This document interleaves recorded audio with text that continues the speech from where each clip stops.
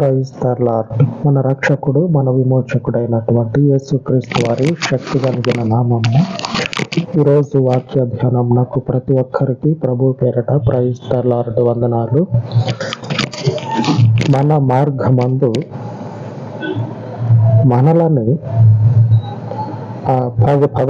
పదండి ఇక మనం పోవటానికి మార్గం లేదు, వేరే మార్గం ఏమన్నా ఉందేమో చూసుకుందాం, పదండి అని చెప్పనని వెనక్కి మళ్ళించి ఎక్కడ మొదలైందో అక్కడికే తీసుకొని పోయి అక్కడనే కూర్చొని నుదుటి మీద చేయబెట్టుకొని ఏం చేద్దాం అని ఆలోచింపచేసే దేవుడు కాదు. అందుకు దేవునికి స్తోత్రము కలుగును గాక. ఈ రోజున వాక్య ధ్యానము ఈ ప్రజలని, అంటే దేవుని ప్రజలని ఏదున్నా సరే, ఆకాశం దిగొచ్చి అడ్డుగా ఉన్నా సరే దానిని దాటించి తీసుకొని పోయినటువంటి దేవుని పరిశుద్ధమైనటువంటి వాక్యముల గురించి ఈరోజు మనం ధ్యానించుకుందాం. యెషయా గ్రంథము 26వ అధ్యాయము 7వ వచనం. నీతిమంతులు పోవు మార్గము సమముగా ఉండును, నీతిమంతుల త్రోవను నీవు సరళము చేయుచు ఉన్నావు. దేవుడు నీతిమంతులైనటువంటి వాళ్ళ మార్గాన్ని సరళం చేస్తాడంట. ఎంతటి సరళం అంటే, ఇందాక చెప్పుకున్నట్లు ఆకాశము దిగొచ్చి మిమ్మల్ని నేను పోనియ్యను అని అడ్డుగా ఉన్నా సరే నువ్వు పోనిచ్చేదేంది అని దేవుని పేరు మీద ఆకాశము మీద నుంచి అడ్డుగా ఉన్నటువంటిది, అది ఏదైనా సరే కావచ్చు, ఆకాశము మీద నుంచి తీసుకొని పోయినటువంటి సందర్భాలు, అంటే అది ఏదైనా కావచ్చు, చాలా ఉన్నాయి. అందులో మోషే, తర్వాత యెహోషువ, ఆ తర్వాత యేసు ప్రభు, ఆ తర్వాత ఇప్పుడు రాసుకున్నా కానీ బైబిల్ కూడా సరిపోదు, మన జీవితాల్లో ఉన్నాయి. వీళ్ళందరిలో నుంచి యెహోషువ గ్రంథంలో నుంచి ఒక లేఖనాన్ని చూసుకుందాం. అందరినీ చూడాలంటే మనకి కాదు. యెహోషువ జీవితంలో కూడా దేవుడు దేవుని ప్రజలని నడిపించమని చెప్తాడు. యెహోషువకి చెప్పిన తర్వాత దేవుని ప్రజల్ని నడిపించుకుంటూ పోతా ఉన్నప్పుడు ఆ సముద్రము, ఏది యోర్దాను నది ఏడుంటది, యోర్దానును దాటుటకై యోర్దాను నది ఎదురవుతుంది. ఆరని మన వర్షాకాలంలో అప్పుడప్పుడే పుట్టి అప్పుడప్పుడే ఎండిపోయేటువంటి కాలువల్ని దాటడానికే ఈ గవర్నమెంట్ సహాయం తీసుకుంటాం. వర్షాకాలంలో పడితే పిల్ల కాలువలు, ఆ వర్షాకాలం పోయిందంటే ఎండిపోతాయి. ఈ కాలువల్ని దాటడానికి సహాయం తీసుకుంటాం మనం. దేవుని ప్రజలు ఆ యోర్దాను నదిని దాటడానికి దేవుని సహాయాన్ని తీసుకున్నారు. ఏ సహాయమో తెలుసా? నీతి, దేవుని నీతి. ఈ దేవుని నీతి మనల్ని యోర్దాను నదే కాదు, ఆకాశమే కాదు, అలాగనే ఎర్ర సముద్రమే కాదు, ఏదైనా సరే పోవుడే ఇక ఆలోచన చేసి తలబొట్టుకొని ఏం చేద్దామని ఆలోచన చేసే పరిస్థితులే లేవు. పోండి, మీకెందుకు, మీ ముందు ఏది నిలబడదు, పోండి. దేవుడు మోషేతో అంటాడు, మోషే ప్రార్థన చేస్తాడు. మోషే ప్రార్థన చేస్తే నువ్వెందుకు ప్రార్థన చేస్తా ఉన్నాం, పోండి సముద్రంలో పడుకోండి అని దేవుడు చెప్తే మోషేకి ఏం అర్థం కాదు. ఇటు చూడబోతేనే సముద్రం ఉంది, ఈ దేవుడేమో సముద్రంలో పడిపోమంటా ఉన్నాడు, బతికి బట్టగట్టే పరిస్థితులు ఉంటాయి ఆ తర్వాత అని ఆలోచన చేస్తే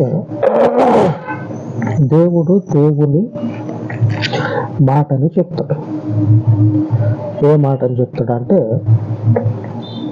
నీ చేతిలో ఉన్నటువంటి కట్టెని ఆ సముద్రం వైపు చూపిస్తే అది నీకు దారిస్తుంది. మీరు పొందుకున్నటువంటి నీతి తర్వాత బట్ట కట్టుకోలేనటువంటి నీతి కాదు. సముద్రంలో పడిపోతే ఈ తర్వాత బతకరు, బట్ట సంగతి తర్వాత సంగతి, ప్రాణాలే ఉండవు. ప్రాణాలు లేనప్పుడు ఒంటి మీద బట్ట ఏం కట్టుకుంటారు?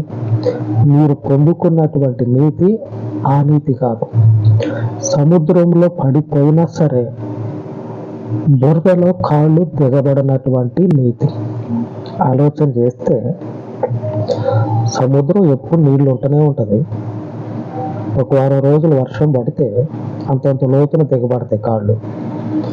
ఎప్పుడు నీరుండేటువంటి సముద్రంలో మనుషులే కాదు, గుర్రాలు, రథాలు ఇవన్నీ పోయినాయి.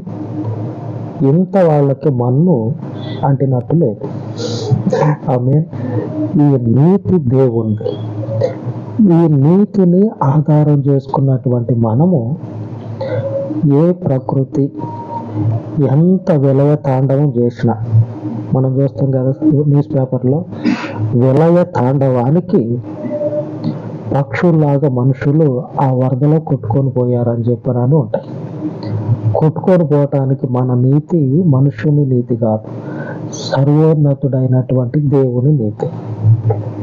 యెహోషువ గ్రంథము 3వ అధ్యాయము 16వ వచనం, పై నుండి పారు నీళ్లు బహు దూరమున సారేతాను నొద్దనున్న ఆదామనుపురమునకు దగ్గర ఏకరాశిగా నిలిచెను. లవణ సముద్రమును ఆరాబా సముద్రమునకు పారునవి బొత్తిగా ఆపబడెను. బొత్తిగా ఆగిపోయి ఏకరాశిగా నిలిచినాయి. ఆడుకొని అట్లా కాదు. ఆ పారే నీళ్లు ఒకే దగ్గర ఆగిపోయాను ఏకరాశిగా. అంటే మొత్తం ఒక కుప్పలాగా ఆగిపోయింది. వీళ్ళు పోవటానికి ఏదో డ్యామ్ కట్టి కరెంటు సప్లైకో లేకపోతే పంట పొలాలకు కాదు. పంట పొలాలు ఎండిపోతా ఉన్నాయి, మీరు ఇక్కడ గోడలు కట్టి నీళ్లు నిలుపుదాం, మనకి తిండి గింజలు దొరుకుతాయి అని చెప్పనని అట్లాగా ఆపు చేయాల. వీళ్ళు నడిచిపోవటానికి ఎక్కడో అంట బహు దూరమున సారేతాను నొద్ద ఏకరాశిగా, అంటే వచ్చే పారే నీళ్లు అక్కడనే కుప్పగా ఆగిపోయినాయి.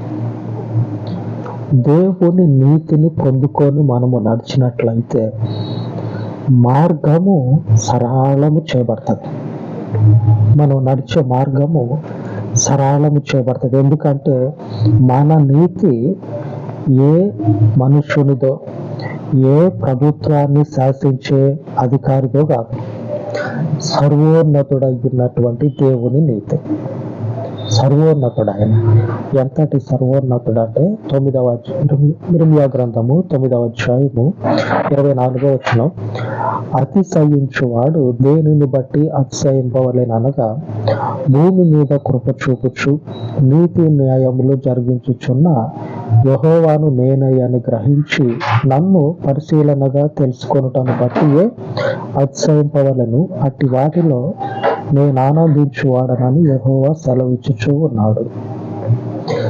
ఈ భూమి మీద ఉన్నటువంటి దేవుని నీతి ఏం చేస్తుందంటే మనలని భూమి మీద అతిశయించేటట్లు చేస్తుంది.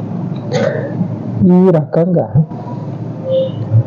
సముద్రంలో పడి, నదుల్లో పడి, అలాగనే అగ్నిలో పడి, అలాగనే మరణము మీదగా ట్రావెల్ చేసినటువంటి వాళ్ళు అంటే యేసు ప్రభు మరణము మీదుగా ప్రయాణం చేసి క్షేమంగా ఉన్న వాళ్ళు ఎవరైతే ఉన్నారో వాళ్ళు, అంటే మనము దేవునిని బట్టి అతిశయించాలి. ఆమేన్. ఇప్పుడున్నటువంటి ఈ రకమైనటువంటి బలమైనవి ఏమున్నా సరే ఆ దేవుని నీతిలో కొట్టుకుపోతాయి. ఎక్కడ కూడా బెండ్ అయిపోయి ఇది కానివ్వండి అయితే అవుతుంది అని చెప్పనని లోబడేటువంటి స్థితిని దేవుడు వాగ్దానం చేసిన తర్వాత కూడా రానియొద్దు. దేవుడు వాగ్దానం చేసిండు, అది అంతటిదా బలమైనదైనా సరే వాగ్దానం చేసిండు. వాగ్దానం చేసిన తర్వాత అవును ఇది మనతోటి కాదేమో అని ఆ పరిస్థితులకి బెండ్ అయిపోయి బలహీనపరచబడి వాటికి లోబడేటువంటి స్థితిని రానియొద్దు. అవి మన ముందు నిలబడవు. విలయ తాండవం చేసేయే మన ముందు తొలుగుతా ఉన్నాయి, పక్కకి తొలుగుతా ఉన్నాయి. అటువంటివే నిలబడినప్పుడు ఇప్పుడున్నటువంటివి మరీ నిశ్చయం కదా, అంటే ఖచ్చితంగా ఇప్పుడున్నవి కూడా వాటిలాగా తొలుగుతాయి. కాబట్టి తొలగించేటువంటి దేవుని నీతిని ఆధారం చేసుకొని ఉన్నాం కదా, అతిశయించుదాం. ఇలాగా ఇశ్రాయేలీయుల ప్రజలు కూడా ఆ సముద్రం దాటిన తర్వాత వాళ్ళు ఏం చేశారంటే అటు ఇటు తిరిగి చూస్తూ ఉంటే వాళ్ళ శత్రువులు ఎవరైతే ఉన్నారో నీళ్ల మీద తేలియాడుతూ ఉన్నారు సచ్చి. వాళ్ళ అతిశయం ఏంటంటే దేవుడు విడిచిపెట్టడు. దేని ముందు కూడా అది ప్రకృతి అయినా మనుషుడైనా తలదించుకునేటట్టుగా ఆయన ప్రజల్ని ఆయన నడిపించడు. ఎందుకంటే ఆయన నీతి మనది కాబట్టి ఆయన నీతిని మనం పొందుకొని నడుస్తూ ఉన్నాం. ఏది కూడా నిలబడతాం. అలాగా ప్రార్థించుకుందాం. పరిశుద్ధుడైన తండ్రి, ఈ ఉదయకాలం నందు మీ పాదముల చెంత తండ్రి అయ్యా నీ నీతిని ఆధారము చేసుకొని నీ పరిశుద్ధతలు తండ్రి అయ్యా నీ పేరట నడుచుచు ఉండగా నీ శక్తి కలిగిన నామమును బట్టి నీ బిడలు నీ నీతిని పొందుకొని ఉండగా వారి జీవితాలలో నీవు చేసినటువంటి ప్రమాణమును లోకము బలహీనపరచబడేటట్లుగా నువ్వు చేసిన నీ ప్రమాణమును నీ బిడ్డల జీవితాలలో స్థాపించమని నీ నీతిని పొందుకున్నటువంటి ఇశ్రాయేలీయులు ప్రకృతి ముందు పరిశుద్ధుడా నీ నీతిని బట్టి నిలువబడి ఉండగా ఇప్పుడున్నటువంటి నీ ప్రజలు నీ నీతిని ఆధారము చేసుకొని ఉంటూ ఉండగా లోకమందున్నటువంటిది అది ప్రకృతి అయినను సరే మనుష్యుని యొక్క అధికారం అయినను సరే నీ నీతి చేత కొట్టివేసి నీతిమంతులుగా తీర్చబడినటువంటి నీ ప్రజలకు నీ గొప్ప మహిమ కలిగినటువంటి కార్యములను జరిగించి నీ ప్రజల తలలను ఎత్తమని అంతటి కృప చూపే నీకు ఈ మనవులను ప్రతిష్ఠించి యేసు శక్తి కలిగిన నామమున ప్రార్థన చేయొచ్చు వేడుకొనుచు ఉన్నాను తండ్రి. ఆమేన్ ఆమేన్. మనలను విడువని ఎడబాయని దేవుని శాశ్వత కృప మనకు తోడయ్యుండి మనలను నడిపించును గాక. ఆమేన్ ఆమేన్.